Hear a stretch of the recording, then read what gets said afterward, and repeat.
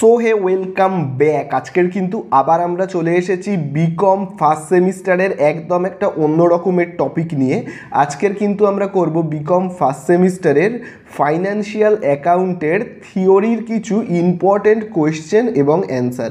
তোমরা কিন্তু আমাকে অনেকে কমেন্ট করে জানিয়েছো যে থিওরির কোয়েশ্চেন অ্যান্সার স্যার আপনি অবশ্যই ইউটিউবে আপলোড করুন। তো তোমাদের সেই কথা ভেবে আমি কিন্তু থিওরির কোয়েশ্চেন অ্যান্সারের প্রথম পার্ট কিন্তু আজকে আমি আপলোড করতে চলেছি।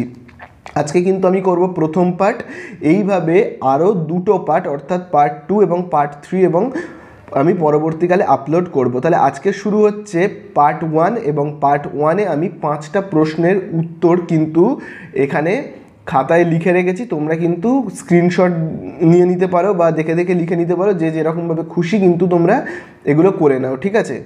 তো দেখো, প্রশ্ন এবং উত্তরগুলো কিন্তু আমি বাংলা ভাষাতেও এবং ইংলিশেও আমি কিন্তু দুটো ভাষাতেই লিখেছি, যাতে বেঙ্গলি মিডিয়ামের স্টুডেন্ট এবং ইংলিশ মিডিয়ামের স্টুডেন্ট দুজনেরই যাতে সুবিধা হয়। দুটো ভার্সানেই কিন্তু আমি প্রশ্ন উত্তরগুলো লিখেছি। তো দেখো, আমি প্রথম প্রশ্ন যেটা এখানে তোমরা দেখতেই পাচ্ছ, প্রথম প্রশ্ন, বহুল গ্রাহ্য হিসাব সংক্রান্ত নীতি বা গ্যাপ কাকে বলে? What is gap? ঠিক আছে, তো তোমরা এখানে দেখো বাংলাতে তোমরা যদি লিখতে চাও তাহলে দেখো এইখান থেকে তোমরা এতটা কপি করে নাও ভালো করে খাতায়।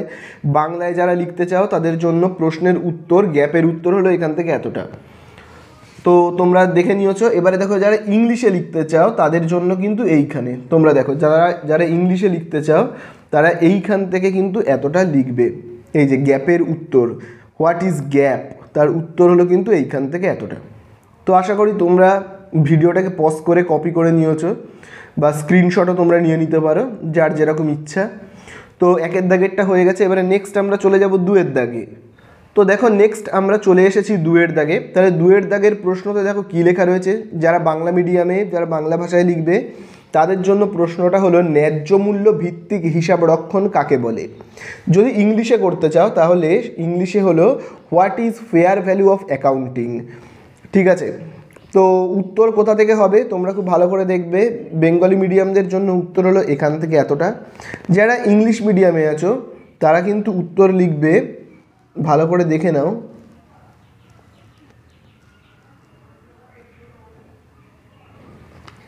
তাদের জন্য উত্তর হলো কিন্তু এইখান থেকে, দেখে নাও, এই যে what is fair value of accounting, তার উত্তর হলো কিন্তু এইখান থেকে এতটা। বোঝা গেল? Fair value, what is fair value of accounting. ঠিক আছে, ইংলিশ বাংলা দুটো ভার্সানেই কিন্তু উত্তর দেওয়া আছে। তো তোমরা স্ক্রিনশট নিয়ে নাও বা ভিডিওটাকে পজ করে লিখে নিতে পারো। প্রচণ্ড ইম্পর্ট্যান্ট হলো এই প্রশ্নগুলো। চলে যাবো এবারে নেক্সট আমরা তিনের দাগে। তো দেখো তিনের দাগের প্রশ্নতে দেখো কী লেখা রয়েছে। প্রথমে দেখো আমি বাংলাতে লিখেছি, তারপরে আমি দেখো নিচে ইংলিশেও লিখেছি। তাহলে দেখো তিনের দাগের প্রশ্নতে দেখো লেখা রয়েছে হিসাব রক্ষণের মানের গুণগত বৈশিষ্ট্যগুলি লেখো। তো যারা বেঙ্গলি মিডিয়ামের স্টুডেন্ট আছো তারা এইখান থেকে এতটা করবে।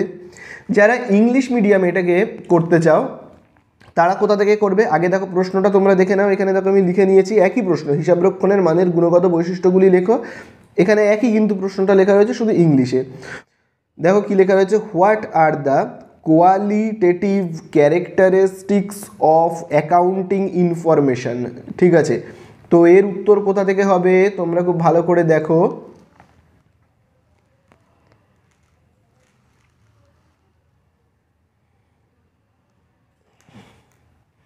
তো দেখো এর উত্তর হলো, তোমরা দেখবে এই যে এই হলো অ্যান্সার। ঠিক আছে, অর্থাৎ উত্তর হবে এই দেখো এই জায়গাটা থেকে এই যে এতটা অবধি হলো কিন্তু এর উত্তর। ঠিক আছে, ভালো করে তোমরা আশা করি খাতায় নোট ডাউন করে নিয়েছো।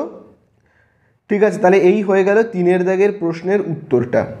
এইবারে আমরা চলে যাব চারের দাগের প্রশ্নে। তো দেখি চারের দাগে কি বলে দেওয়া আছে প্রশ্নতে।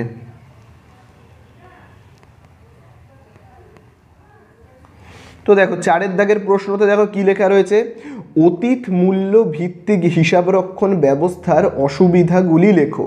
আচ্ছা, এর ইংলিশটাও কিন্তু আমি নেক্সট পেজে আছে, আমি দেখাচ্ছি। তার আগে তোমরা এইটাকে ভালো করে নোট ডাউন করে নিও যে অতীত মূল্য ভিত্তিক হিসাবরক্ষণ ব্যবস্থার অসুবিধাগুলি। উত্তর হবে কিন্তু, দেখতে পাচ্ছ তো পুরো এইখান থেকে কিন্তু এতটা হলো কিন্তু উত্তর। ঠিক আছে, আশা করি তোমরা নোট ডাউন করে নিয়েছো। এইবারে এটারই ইংলিশ ভার্সানে আমরা যদি যাই তাহলে কি হবে দেখো তোমরা। তো দেখো এরই যে ইংলিশ ভার্সন সেটাই দেখো কি বলে দিয়েছে, state the limitation of historical cost accounting. ঠিক আছে, তাহলে এর উত্তর দেখো, এখানেও দেখো 4টে পয়েন্ট লিখে দেওয়া আছে, দেখো 1 2 3 4 করে 4টে পয়েন্ট লিখে দেওয়া আছে। তার মানে উত্তর হবে কিন্তু এইখান থেকে এতটা। ঠিক আছে, এই কোয়েশ্চেন অ্যান্সারগুলো তোমরা খুব ভালো করে করবে, এইগুলোই আশা করছি পরীক্ষায় আসবে, এইগুলোই আসবে, এর বাইরে কিন্তু আসবে না। ঠিক আছে, তো তোমরা এই পার্টটা খুব ভালো করে করো, এবং নেক্সট 2 নম্বর পার্ট এবং 3 নম্বর পার্ট আমি আপলোড করবো। এই 3টে পার্ট যদি তোমরা করে যাও আশা করছি তোমরা পুরোটাই কমন পাবে। ঠিক আছে, তো দেখো এবার আমরা চলে যাব 5-এর দাগে। তো দেখো এবারে আমরা চলে এসেছি 5-এর দাগে। 5-এর দাগের প্রথমের প্রশ্নটা কিন্তু বাংলাতে রয়েছে। দেখো, ভারতে হিসাবরক্ষণের মান প্রণয়ন করার পদ্ধতি কি? উত্তরটা বাংলাতে রয়েছে। এরপরে আমি নেক্সট পেজে ইংলিশটা দেখাবো, মানে ইংলিশ ভার্সানে এটা কেমন হবে। তো আগে যারা বেঙ্গলি মিডিয়াম স্টুডেন্ট তারা কিন্তু আগে এটাকে নোট ডাউন করে নাও। ঠিক আছে, এখানে দেখো 4টে পয়েন্ট রয়েছে, উত্তর হবে এই যে এইখান থেকে পুরোই এতটা পর্যন্ত। ঠিক আছে, তো বেঙ্গলি মিডিয়াম স্টুডেন্টরা আশা করি এটাকে নোট ডাউন করে নিয়েছো। এবারে যারা ইংলিশ ভার্সানে পরীক্ষা দেবে তাদের উত্তরটা কেমন হবে দেখো। তো দেখো এবারে 5-এর দাগের যে প্রশ্নটা, তার দেখো এবারে ইংলিশ ভার্সন দেখো কি লেখা রয়েছে, what is the procedure for issuing accounting standards in India. একইভাবে দেখো 4টে পয়েন্ট লেখা আছে এখানে, 4টে পয়েন্ট, অর্থাৎ তোমরা এইখান থেকে এতটা অবধি কিন্তু লিখবে, বা তোমরা স্ক্রিনশট নিয়ে নাও, যেভাবে হোক তোমরা এটাকে খাতায় কিন্তু অবশ্যই নোট ডাউন করে নাও। তাহলে আজকের মতো কিন্তু ফার্স্ট পার্ট কমপ্লিট হয়ে গেল।